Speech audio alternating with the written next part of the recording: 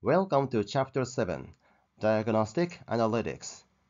In diagnostic analytics, we can use statistical hypothesis testing, a central part of inferential statistics.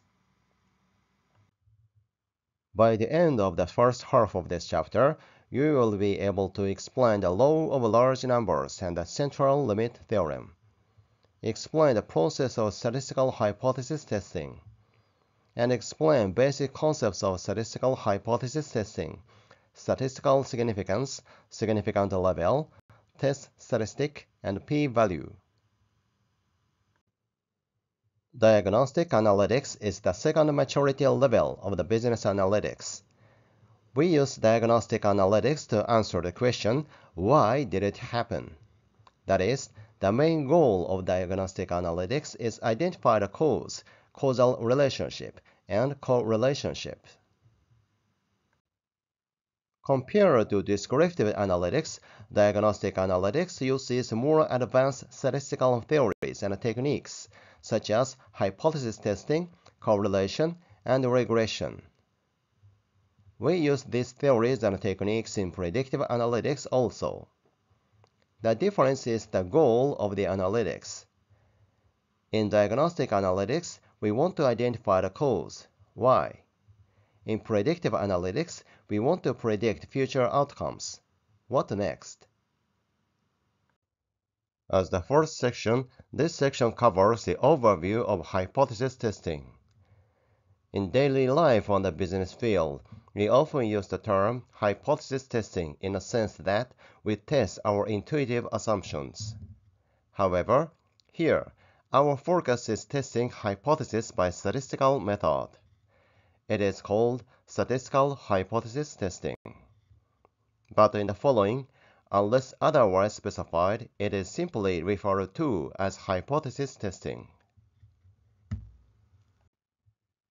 As we saw in the previous chapter, we can classify statistics in two broad categories, descriptive statistics and inferential statistics. In descriptive analytics, we use descriptive statistics. But in statistical hypothesis testing, we use techniques of inferential statistics.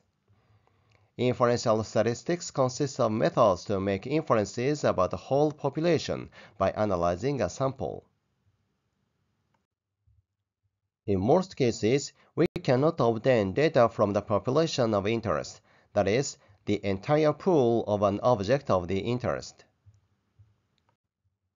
In such a case, we can collect a sample, a subset of the object, and apply methods of inferential statistics to draw some conclusion from sample data without seeing the entire population.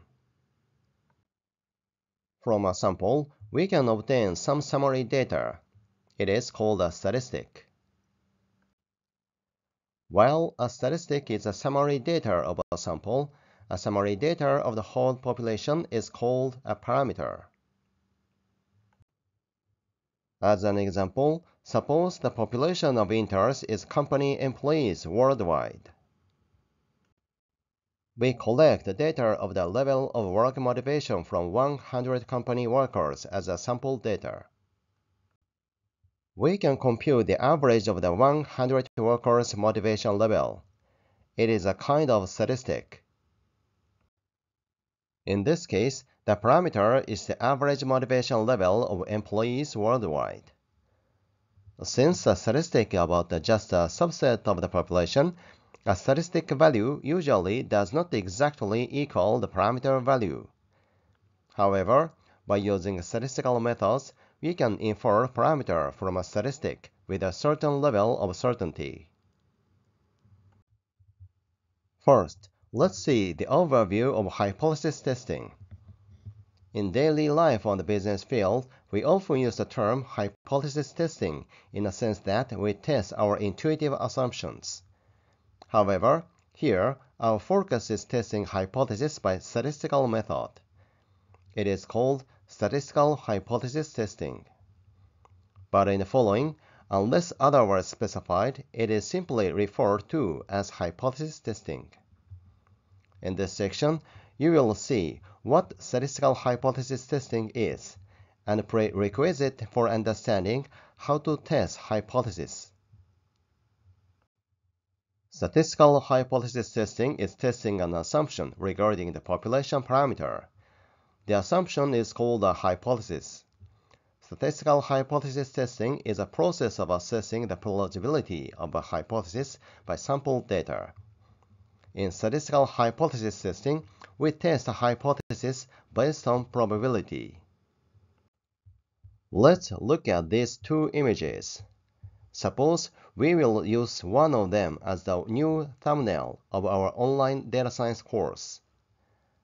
As a sampling survey, we ask 100 people that choose one of these courses, setting the course contents are the same, and the difference between the two courses is only the thumbnails. Then, 60 of the 100 people choose the left one, and the remaining 40 chose the right one. Can we conclude that more customers will choose the left one? No, we cannot easily conclude like that because it is possible that the result is a product of chance. We collect the data from only 100 people. So, it is possible that we just happen to pick up people with such preference. Moreover, if we collect the data from two groups of 100 people, in most cases, the percentages of people who prefer the left figure differ between the two groups.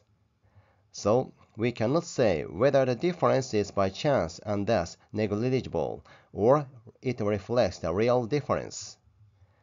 So, in such a case, we need a method to determine whether the difference is the product of chance or it is generalizable to the whole population.